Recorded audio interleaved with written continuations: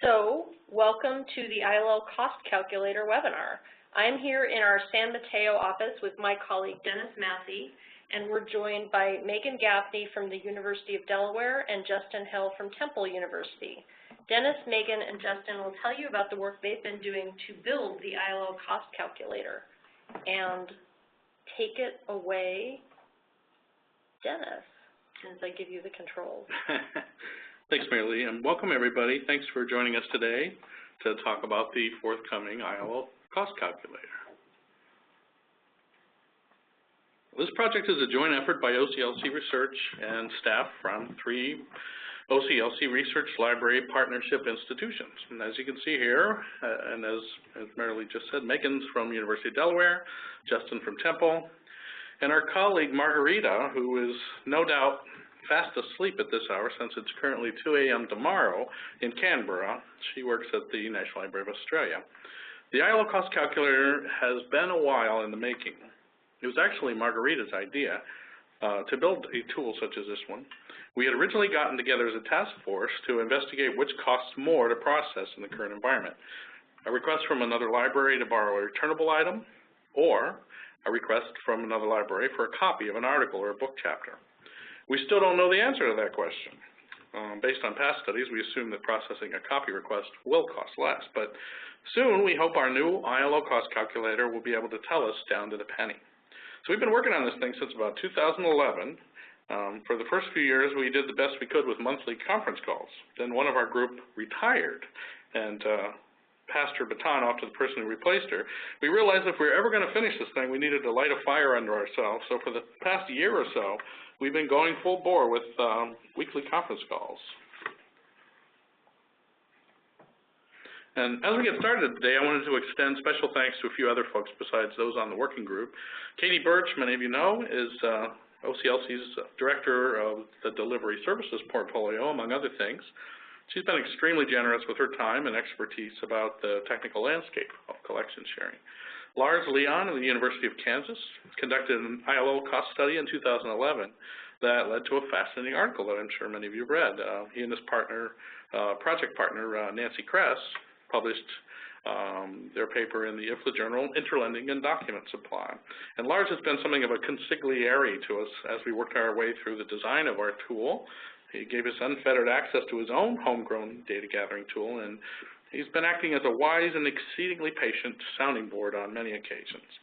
And last but not least, Penelope Myers was an original member of our little working group back in 2011. She's now basking in retirement while we toil on.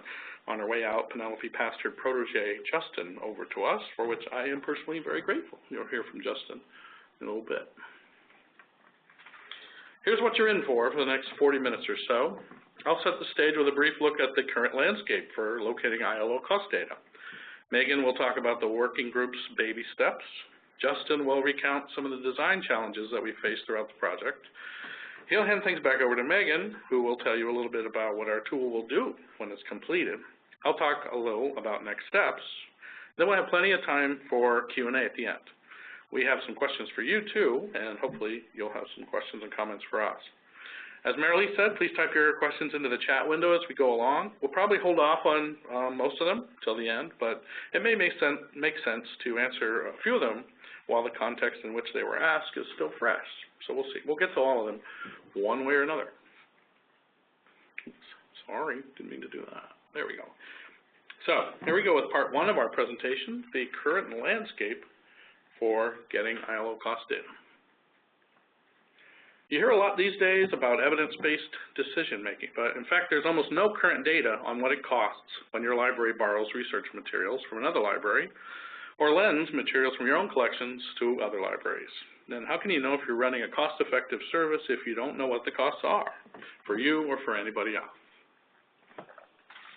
So the Association of Research Libraries did a series of benchmarking exercises and cost studies over a 10-year period. Let's see, there we go.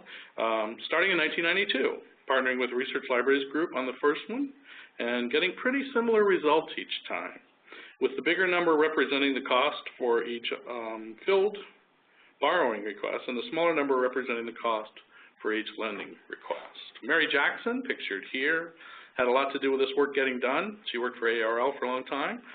In every case, the staffing costs accounted for between 2/3 and 3/4 of the total costs. So the 2002 study is the most recent major study conducted here in the U.S., and people are still quoting those dusty old numbers when they talk about what it costs to share collections. And 4 years ago, a couple of academic librarians, I have already mentioned them, Lars Leon of the University of Kansas and Nancy Kress, who was then at UNLV, conducted a small ILO cost study that was published as an article in the IFLA Document Supply Journal. The numbers look really promising, but they're based on results from only 23 institutions. And the earlier studies drew more than 3 times that many. The age of the data is definitely a problem, but so is the fact that the 2 most recent studies differ in several important respects, like whether or not they take into account unfilled requests, or whether the borrowing requests involved expensive staff mediation. Meanwhile, the resource sharing landscape has changed radically in the past 13 years. Now we might like to know not only how much it costs to supply a copy request for another library, but how much it costs to deliver it from a print source or from an electronic one. How about the cost of supplying from off-site storage? Not too many people were worrying about that kind of thing in 2002. Also, new models of resource sharing have emerged, like purchase on demand and direct consortial borrowing. And the technology has evolved as technology does. So now I'll turn things over to Megan, who's going to tell you a little bit about how we set out to rectify this need for fresh ILO cost data. Over to you, Megan. Thank you, Dennis. And I should mention that when Dennis talked about getting a fire lit under us to keep moving, Dennis has really seen this project through this idea of margaritas very well, so he deserves credit for that. What did we do? We looked at the old ILL cost studies that Dennis just mentioned, and we wanted to incorporate them into our own project. We used that information to inform what we moved forward to do. And our group is actively establishing our own goals, but also talking to practitioners to try to firm those up. We really want to be sure that we're representing the community as best we can, which is why we have questions for you at the end of this presentation, because there's lots of stuff that we've learned along the way from surveys and from talking to people at conferences. So what are our aspirations for this calculator? Getting fresh data, as Dennis said, but we really want to emphasize best practices as well. And if Margarita were here on this call and not asleep, she would say the same thing. This is something that she's really emphasized and kept going for us as a philosophy throughout this project. We're not trying to make interlibrary loan or resource sharing stand out as a costly service. We don't want to put us out of business, but we want to find really the best ways to make use of the resources that we do have available, and how we want to use these numbers to make sure that we're providing a service in a cost-effective way. We do want to, as the third point says, facilitate comparison to anonymized peers. And we mean this. We aren't going to be calling out individual institutions and making their cost data visible for the whole world to see. So if you enter your costs, it will be, or your data to calculate costs, it will be anonymous. If there are fewer than 3 institutions that meet the reporting criteria that you've selected when you're using the calculator, we won't show you data. We'll tell you that at this time, there isn't enough information available, or whatever message we'll send. We want to be sure that we can't have only 2 institutions represented in some report out and make it easily guessable whose cost is what. That's not our goal. And we want to support evidence-based decision-making. As Dennis has said, there are new models. There are models for purchase on demand. There are consortial agreements that are popping up all of the time, new models for doing resource sharing. We want this tool to help practitioners and administrators understand what the ramifications financially would be of joining a new consortium or taking on a new service. So what are our guiding principles? We know that it's really hard to gather data and to devote time to entering it. And we want to automate on our end as much as possible.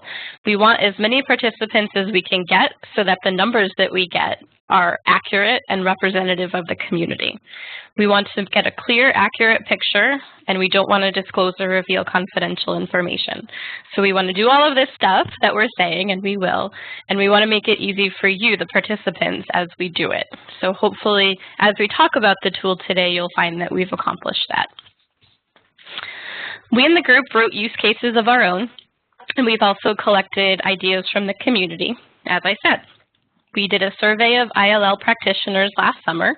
We pushed that out to several major resource sharing listservs, and we got some responses back about a variety of topics that we asked about. We know that as a community, resource sharers are good at sharing, and so it was very filling to see that people answered our survey to help us along as we're planning this tool. We've also presented this work. Dennis, for the most part, has talked at a number of conferences and events, and we've had Q&A sessions as part of those. Because we want to be able to get feedback from the audience, we want to hear from the community what's needed and what people want to use this for. We envision this tool becoming a virtual real-time cost study. We'll encourage folks to update their data so they can track important trends over time. We don't want this to be stale.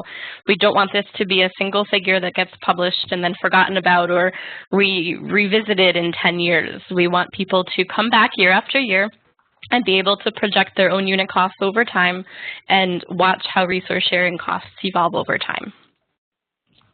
This is one group of our results from our survey, the one that we did last summer, indicating what practitioners might be able to gather and enter into the calculator.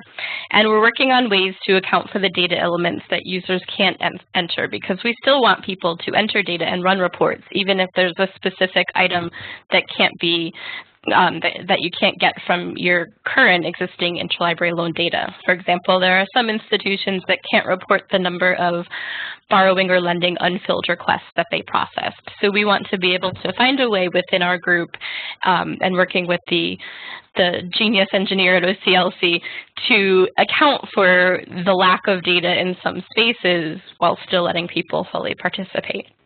We're also planning to advocate to library administrators about the importance of our tool.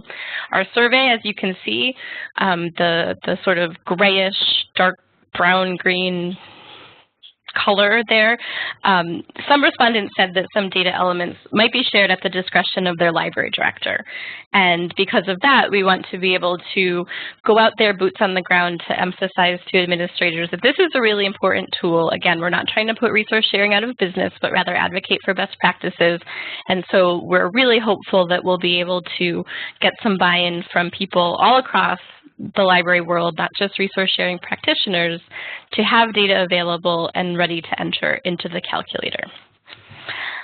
This is a second slide from our survey. It shows what do people want to do, and I'm sure that many of you in the audience will agree with some of these statements. I want to know my own unit costs. I want to see my costs over time, which again gets back to this idea that we want people to enter in their data year after year.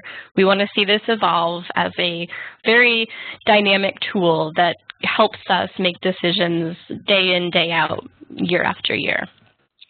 Lots of other things that people want to know. What happens if I join a consortium? What happens if I buy this scanner? What happens if I choose this new staffing model? So all of these things that we got from the survey have been reviewed by the cost calculator group, and after many, many, many hours of talking in our weekly conference calls, we found ways to consider most of these elements in our study. And now I will turn it over to Justin.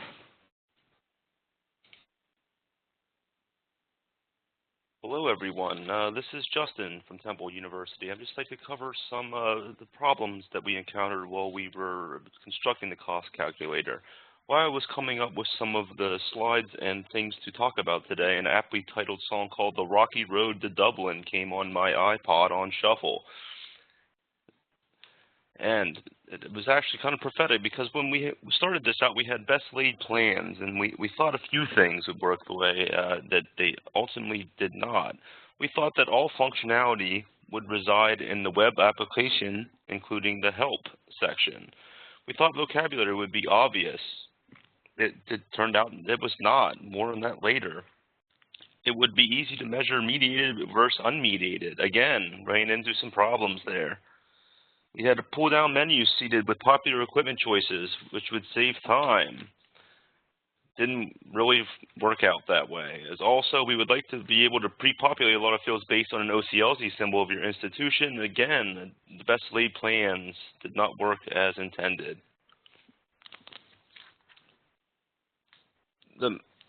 We initially started thinking that this could be a interactive website type of thing with one piece. It actually turned into 4 pieces where you would register and the spreadsheet would be sent to you. You would complete it and send it back, and then you would receive notification when the information and your data had been processed and was ready for viewing.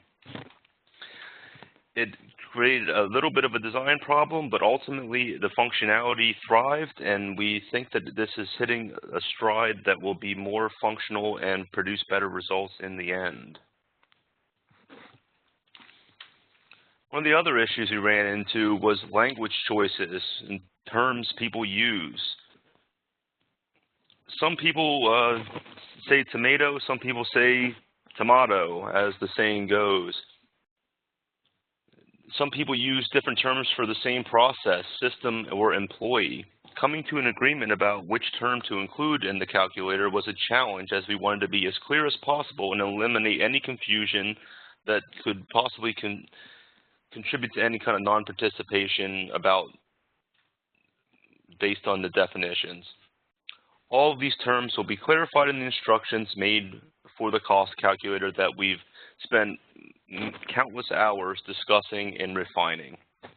And Dennis has made a brilliant laid out plan that he deserves much credit for. We made the decision to merge some things together because we didn't always know what terms people were going to be using. So we rolled our own terms. We came to conclusions about many things after hours of discussion sometimes, not very contentious, but sometimes disagreeing. We tried to keep staff types simple. We didn't want to confuse people or flood them and provide so many choices that it became confused and convoluted. So we decided to merge the unit head with librarian category in the interest of simplifying this process. Another issue that we had some discussion about was the inclusion of mediated versus unmediated. We had a lot of discussion about whether we could separate and count them at all. And if you could differentiate them from mediated requests, can you measure the impact and how? Would it require a time motion study really to be able to measure that? And if so, would that potentially turn people off? Because this became such a sticky issue, we went with a degree of automation model instead.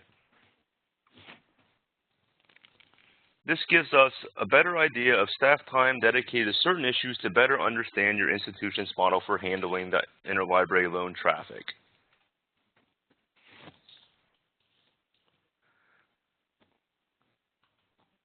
As discussed earlier, we decided that we would initially wanted to see if we could have auto importation of some of the pre-population fields used within the WorldCat registry entries for the OCLC symbol and the participating institutions. But we found that the fields are not always standard and can vary from institution to institution. Because of those variations, we did not find it to be the best and ideal tool to allow for the auto population. So we mostly gave up on pre-population.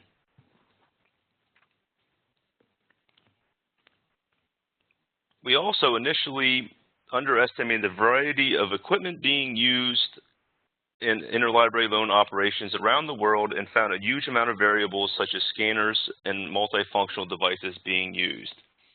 That was a little bit unanticipated, as we kind of discounted how many people were using what items, so that had to be taken into consideration as well. Ultimately, we'd like to think that most of us came to a good conclusion and we were able to resolve design challenges and ultimately made the tool more successful. With that, I'd like to turn it back over to Megan, who will fill us in on what our tool will do. Thank you, Justin. So this is really a great time to do this. There was a question from the chat box. What would you do with data from an ILL cost calculator? Well, let's talk about some ways that we can use this tool. If I can advance the slide. There we go. So there are some basic things that people want to know about interlibrary loan and other types of resource sharing activities. How much does it cost every time I lend a book out? How much does it cost when I scan a book from my stacks, an article from that book? How much does it cost when I borrow something for one of my users from another library? So these are the kinds of things we want to be able to calculate within the ILL cost calculator. And we also want to be able to, again, in an anonymous way, show your peers unit cost. So that if it's costing me $5 to lend a book, but it's costing my neighbor down the street $25 to lend a book, we might have some ideas about what those discrepancies can teach us and what kinds of, again, best practices might we adopt to try to get the higher unit costs down. Sorry, I stumbled over that one a little bit. And again, we want to show how costs evolve over time. Are we making changes within our own units that are for the better financially, that lower our unit costs and let us do the same activities but at a lower cost more efficiently? And I just want to emphasize again, we want to ensure confidentiality. These basic functions will not disclose data about individual libraries, and we do hope participants are going to add data year after year so we can track over time, again, anonymously. We will not broadcast that library X has a unit cost of a certain amount of money. That's not our intention. More advanced functions that you might use them for. Again, hypotheticals are really important. These functions get into the best practices that I mentioned earlier.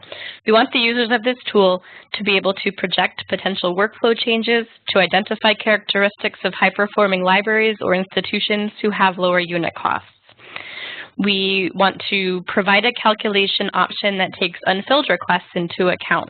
One thing I mentioned, I think we talked about this calculator at the ILLiad conference, and I said, ARL statistics only give us credit for the requests that we fill.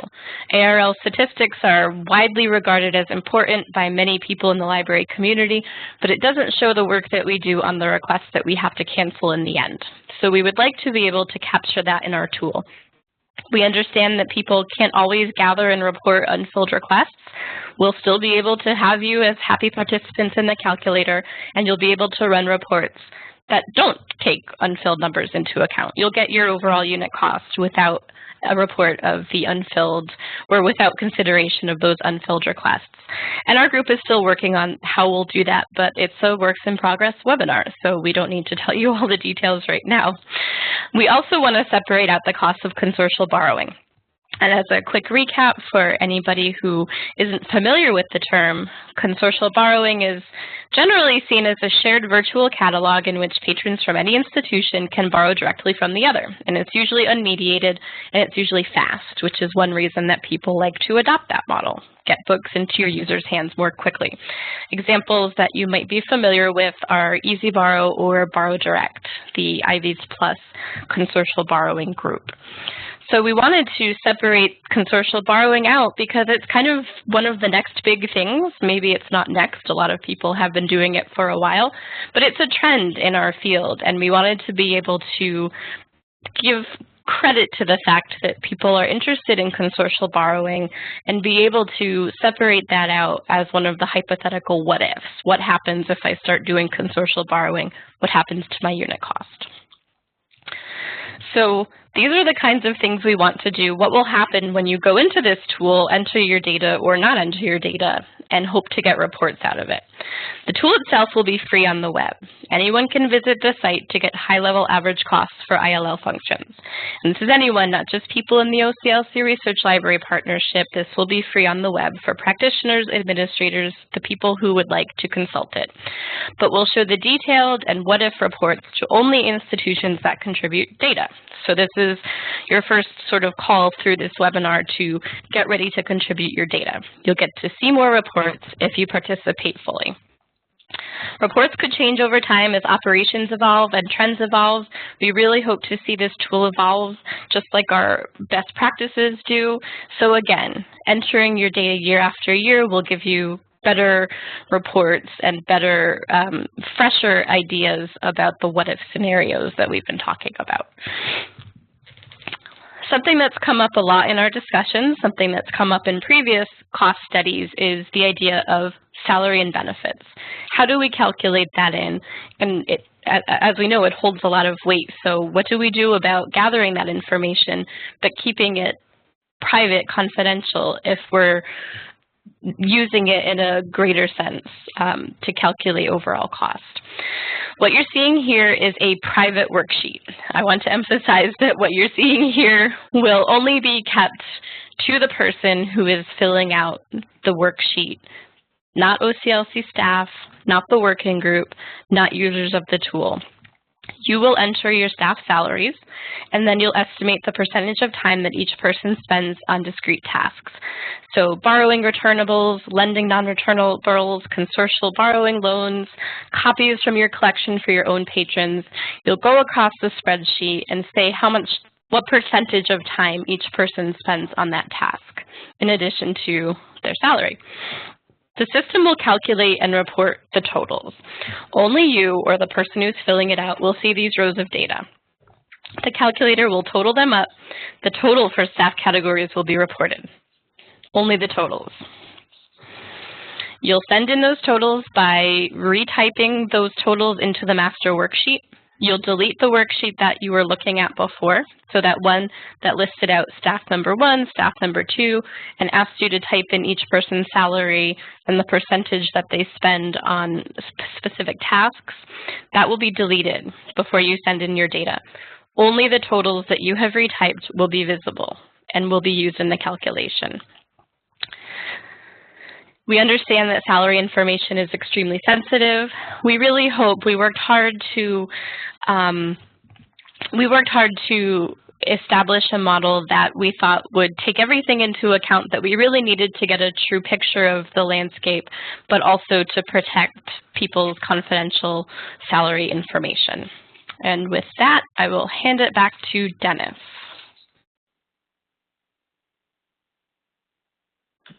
Thank you, Megan. And I just happened to notice a question from Ann Bovian that actually probably would make sense for us to answer right now. How will you handle the salary of the head of the unit who may not work on actual requests but works on planning and vision? Great question, Ann. I'm going to back up a little bit to one of Megan's slides, this one. I know you can't see that very well, but if you look really closely in this horrible lime green color here, there are the top two lines. One of them says unit head admin, and one of them says unit head practitioner. And this is for just the scenario that Ann describes. If your unit head is an administrative person and does not do any actual processing, you put in the person's salary, how much of that, and benefits, by the way, I should mention. We do want salary and benefits. All the previous studies have done that too. The percent in ILL, then the calculator does the rest. It'll take that expense and apply it across all the tasks that the unit does based on the transaction data that you entered elsewhere.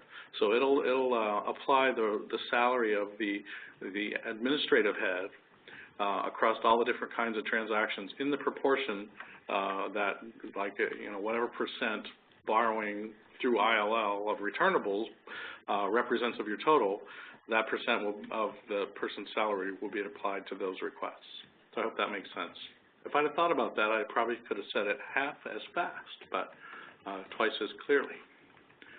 So anyway, I'm going to go back to what I was supposed to be talking about, which is what's happening next. So we are really on the cusp of, I think we have the spreadsheet that's going to be the data intake tool. We call it the master data worksheet. Makes it sound really important. We even have capital letters when we talk about it. That is pretty much done, and we've been rounding up some beta testers. We don't have our list complete yet. Almost everyone's gotten back to us. We're going to have about 12. We've actually gone and invited different people because of we're looking for certain kinds of setups that we would like to have tested. So people who are involved in multiple consortia, like all these different kinds of consortial borrowing arrangements. Some folks who are using, maybe they've lashed up consortial borrowing using tools from different vendors, like just all kinds of complicated things. We've asked folks who seem to be involved in those kind of activities to try the thing out. So we want some folks who are going to be able to maybe break the thing. So within the next 4 months, possibly within a week or two, hopefully, we'll have the tool, the data gathering tool, the instructions, which at this point is, that's not quite finished, but it's already about 20 pages long, mostly pictures, pretty colorful. And the ILO cost calculator quick start guide. We've got a one-page thing that'll serve as kind of an overview of where you are in the process and a checklist of how to where you are as far as the tasks and the data that you've gathered. Hopefully all those things will be in the hands of the beta testers within a week or so. The idea is for them then to gather and enter their transaction costs and their data, give us feedback on everything, on our approach, the terminology, the layout of each of the various interfaces, then allow us to build the database and reporting functions using their real live data. And finally, test out the reporting functions and give us even more feedback. So that'll all happen before the end of the calendar year, we hope, fingers crossed. And over the past year or so, a number of folks have contacted me expressing interest in trying out the tool. So early next year, 2016, once we've made improvements based on what we learned from the betas, we'll ask this next group of early interest people to try out the tool. And then we'll have a larger pool of data, and the reporting functions will yield, hopefully, even more interesting results. And we'll get different kinds of libraries involved too, hopefully. So after that, we'll open it up to anyone who wants to use it. Again, this is a free thing. You just need to come and be willing to contribute your data. If you want to just come and ask for basic unit costs across the entire data set, anyone can come and do that for free. So the big number that's always quoted from the ARL studies, you'll be able to get that number from this anytime you want. If you want the what-if scenarios and the more complicated reporting, you'll need to enter your data. So all that will happen within the next 6 months. We'll also start working with selected groups and organizations to see if we can get some top-down approval. Megan referred to this when she was talking about what we hoped would happen. We want to get senior administrators, library directors on board, convinced that this is worth doing, and that'll make it a lot easier for you folks to get permission to spend time gathering the data and then submitting it to us. So let's see, what else we got? Next year and beyond. As more data is entered, and especially as another fiscal year ends, this time next year, hopefully folks come back and enter their data again.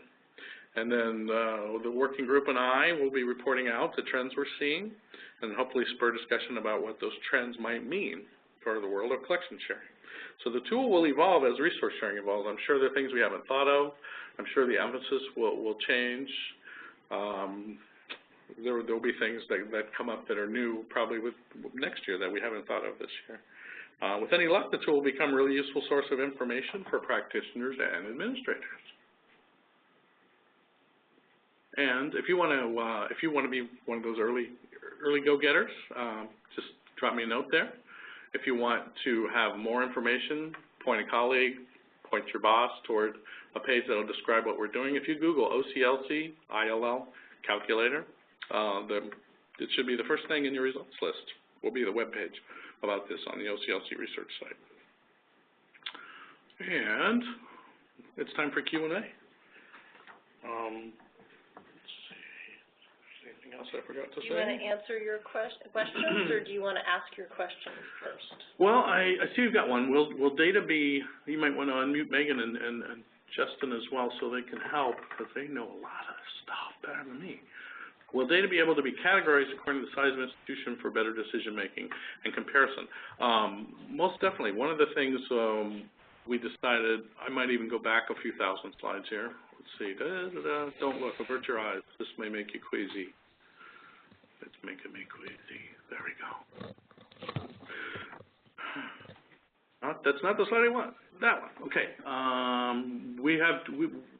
We spent really long time trying to figure out about library types, for instance.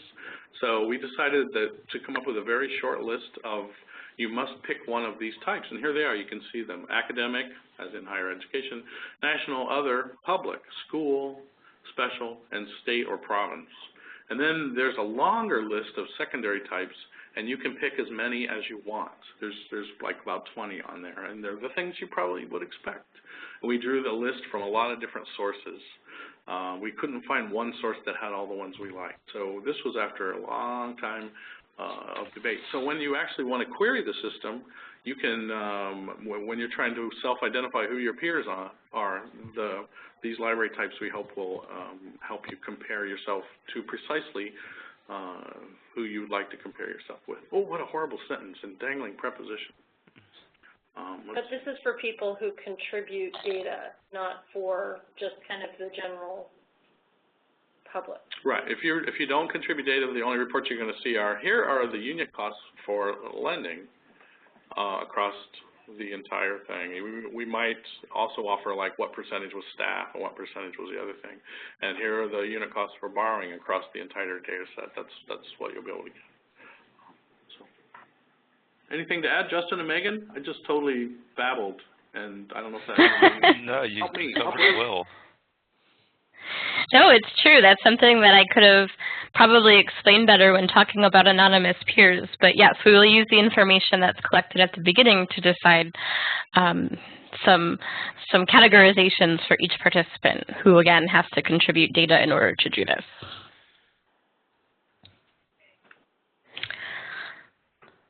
So there's a lot of questions coming in.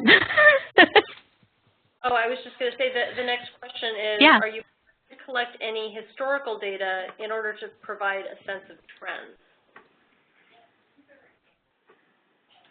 So would institutions be able to submit, if they had data going back, you know, say 5 years, would they be able to submit previous data, or is this meant to accumulate data going forward only? Well, that's an interesting idea. We were thinking of it as accumulating data going forward. We figured that it's hard enough to get people to have the time. It's time-consuming to gather this stuff, and we've sliced it in a particular way. So it's going to involve some work. Plus, some of the data is hard to get out of your administration. Some of it's sensitive. Some of it's not readily available. So we were assuming that it would be a project. If folks had it lying around, we could probably tweak the thing to make it possible for you to add earlier years. I hadn't thought of that. Had you, Megan or Jess? I hadn't, but it's a great idea. Yeah, I have not thought about that either, but I think it could be useful. Yeah, assuming people had it would be a project to go back and slice it the way we're asking for it, though. You might go back to your advisors and ask how many of them would be able to provide historical data to get kind of a... here's another question. What about filtering by size? Quantity. So people processing thousands of ILL requests versus those only doing hundreds of requests. That's a great idea, and we haven't built the reporting function yet. We've got a list of things that we want, and that's a really great one that we will be sure to add to the list if it's not already there. Absolutely. We envision a thing where you could just have this screen that has all these different criteria, and you pick the ones you want or get rid of the ones you want.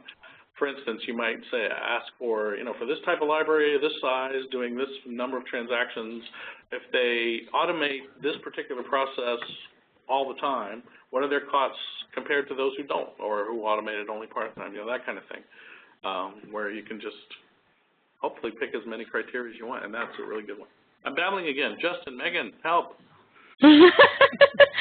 I could see that being an interesting tool to use as well, to see quantity versus size. That's something that Marilee just kind of picked up on. What sorts of volume am I seeing from similar-sized peers? Are they doing about the same amount of ILL borrowing as I am? And if not, what does that say about our collections? What does that say about gaps? So I do think that's a great observation, too.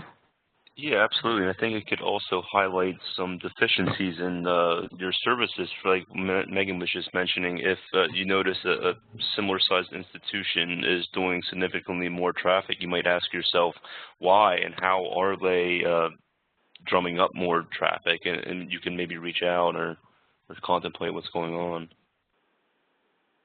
So here's another question from Susan. Increasingly, resource sharing, of which ILL is a part, needs to be coordinated with any consortial collecting that's done. Are you envisioning a way in which the ILL data can be cross-tabulated in any way with collection-related information? That's a great question. We haven't thought that specifically. We have talked about the fact that this is just the beginning. Like it's one thing in isolation. What are the costs to do this thing? It's clear that it's part of a really interconnected ecosystem where there are other variables involved. And what you described, Susan, would be a really important way to use this information. I don't know how we would go about doing that, but I guess for a lot of institutions, if they have their collection information, that could be something that's added to the tool as it evolves. And in fact, I'm wondering if that's probably information that most people would have more readily than salaries, is what they're spending on collections. So there may be a way, even in this iteration, to find a way to add that. Great question. What do you think, Megan and Justin?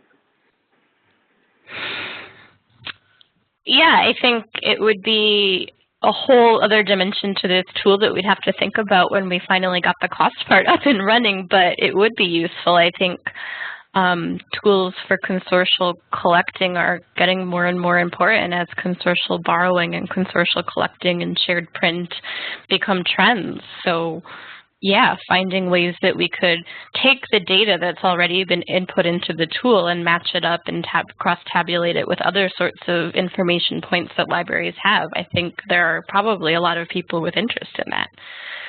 That being said, how do we build it? Well, I'm just imagining people would be able to maybe add, they would know like full-time equivalents for library staff or full-time equivalents for the different parts of the student population. I mean, that could be things that you could be entering and seeing if it correlates with the unit costs and stuff, or with the level of traffic. That would be really interesting. And just as a footnote to that question, Dennis works most of Dennis's work is connected to the work that Brian Lavoie and Constance Malthus do in looking at how collections are evolving, what is happening with the collective collections. So this is indeed a question that ties to larger work that we look at in OCLC research and within the partnership. Here's another question. In our library, we noticed ILL loan volume changes greatly based on the discovery service we have. Will discovery service be a question on the survey? It isn't really right now, except in the specific case of consortial borrowing, where in some cases consortial borrowing, the thing that makes it consortial borrowing has to do with the discovery layer. So we've included it there. It's an interesting idea to have that be part of it.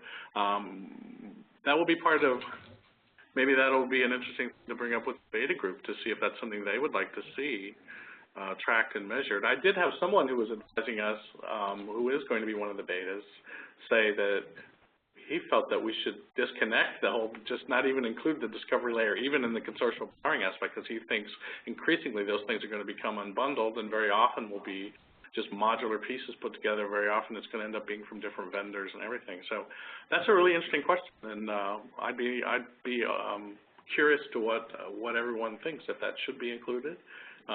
Right now, on a very limited basis, it is, but not very much. Anything to add, Megan and Justin? Sorry, I keep jumping in there. No, no worries. That's okay. I'm overcaffeinated. I completely agree. I think that discovery layers and tweaks within those discovery layers have really big impacts on ILL, and I'm speaking as a library that has gone through a few different flavors of WorldCat Local and WMS for our discovery layer and ILS. We change a couple of settings to WorldCat Local and see really noticeable differences in our ILL borrowing activity. So it is an interesting question. I think we do need to take it back to our group and talk about how that would fit in with reporting cost, but it is something to keep in mind for sure. Yeah, right, because, I mean, it fits in with the hypotheticals you could ask. One of the hypotheticals right. you may want to ask is, if I get this particular service, what's likely to happen to my volume? Exactly. Right, which has some predictive quality to it. I mean, like Megan said, we use Summon here, and we definitely see a variation in the kind of results we get in traffic that's generated based on tweaks that we make in the background. Very good. Thanks for that, Linda. That's a great question, idea. So Dennis, I know you had a couple of questions for the for participants. Thanks for reminding me. I'm excited about the questions coming in. I forgot what I was going to say. Here we go. No, we already said this. Here we go. You know, it's just the usual ones that we were. We keep asking this wherever we go. We're kind of like a broken record. What you know. You've already given us a couple of good ideas for this first one, just within the last few minutes. What use you might want to make of such a calculator. We've gotten 3 really good suggestions. What kinds of cost or transactional data might you have trouble providing? Are there certain things you just don't track? I've heard, I'm working on a couple of studies where I'm tracking a couple of different consortium borrowing groups and what their collection sharing activity has been like over 5 years. And I found some folks don't have any data on unfilled borrowing requests. They just don't have any idea. All they track is when they finally fill it. And in other contexts, like within the shares resource sharing group, when we're studying the pricing and whether things are priced right, we try to gather shipping data, and we find out a lot of people don't have any idea what their shipping costs are, or how they can. We got a total number maybe that shipping does, but it's really hard for them to figure out how that applies to the ILO portion of the shipping that's done. So we can see that there are going to be problems like that. So we're always interested in learning what are the difficulties in gathering the data. And then just is there anything about the tool that would make you leery of? I mean, we've talked a lot about privacy, keeping things, your data will be secured, it won't be used for, purposes other than the ILO cost calculator. There's actually a privacy statement and the terms and conditions that are kind of typical OCLC kind of things that you can read and sign off on. So we've kind of tried to pay attention to the privacy aspect. Are there other reasons why you might be leery of giving up data to the machine, as it were? So those are some questions for you. Did something pop in there? There was one additional question. Is turnaround times and embargo periods going to play into the survey? Sometimes recently published articles can be very pricey to obtain. No, we didn't include that. We were thinking of track and fill rate if we can get the unfilled portion. And we were certainly going to pay attention to the amount of time spent on difficult requests. We were going to have a separate calculation. All the other cost studies have been based on the filled request, and we did want to have a calculation based on unfilled. But we didn't think of, Megan, Justin, any idea how we might incorporate the idea of embargoes? Well, I guess just off the top of my head, because this is not a question I've thought about either, we would have to almost separate out items that were obtained through some non-traditional resource sharing method, like something that was obtained through the Copyright Clearance Header Get It Now service or reprints desk or directly from the publisher. Find a way to silo those out. Yeah. As opposed to things that I borrowed from my friends and shares, because that's a different sort of process. Well, any kind of purchase on demand thing would need to be tracked separately, and I know some folks are doing that, but not. I know it's kind of difficult too. And I think it might be an occasion where some institutions may not consider that actual resource sharing, but more acquisitions. Yeah. I guess probably a lot of places, the interlibrary loan folks actually do that, though. Ours splits kind of responsibilities. So. And it's hard, too, because there are different models. I'm thinking just in terms of the Copyright Clearance Center program that I brought up, there are some people who have that program running unmediated and others who have staff mediating it. The ILL staff see a request and say, I would like to purchase this from the Copyright Clearance Center's Get It Now program. The unmediated people just have it sort of turned on, and I'm not familiar with exactly how it works because we don't do it here at Delaware, but there aren't staff saying, yes, we want to purchase that article. The articles just get purchased. So, you know, there are different flavors of those programs that we'd have to keep in mind if we were going to really split this out. Yes, some of the models that are being used for that, some people are actually building it into their summon or discovery layer, and they're placing certain thresholds or no threshold on the amount and cost and the number of different articles you can request in a certain time period by a certain username. So I think it gets very complex about how some people, and I think it's done on an individual basis. Well, something to kick around going forward. Our work will never be done.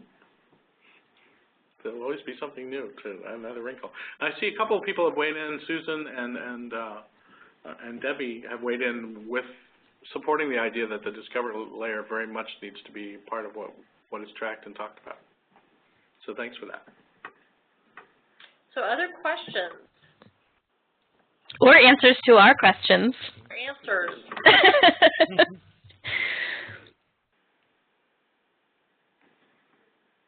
Well, before we close things out, I just want to reiterate that we have recorded today's presentations, and we will make this available. We'll send out a link to everybody by email when this is done.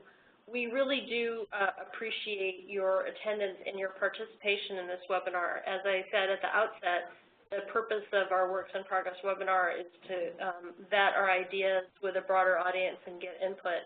And you guys have definitely done that in terms of giving input. And I hope that this presentation has whetted your appetite for contributing data to this tool, because this will not be successful without the contribution of your data. So you want answers, we need data. If we build it, will they come? Yes, exactly.